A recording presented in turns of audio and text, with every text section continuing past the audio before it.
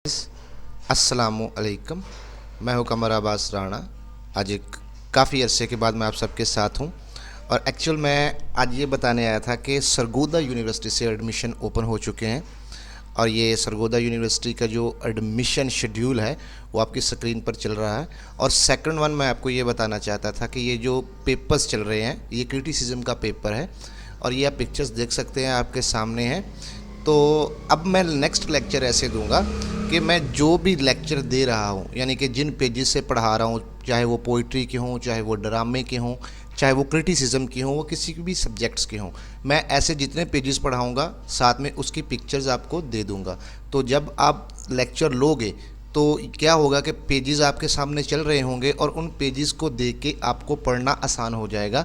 वो स्टूडेंट जो कहते हैं कि सर हमारे पास बुक्स नहीं है जो मैं पढ़ाता हूँ, तो उनके लिए ये आसानी हो जाएगी। और इंशाल्लाह कल से हम लेक्चर शुरू करेंगे, इंशाल्लाह जुमेरात से हम काम को शुरू करेंगे और इंशाल्लाह हम इसको पेपर से पहले पहले कंप्लीट कर लेंगे बहुत अच्छी तरह। और टेस्ट देने का वही तरीकाकार होगा कि आप लिखकर मुझे मैसेंजर पर मेरे फेसबुक आईडी पर सेंड कर सकते हो।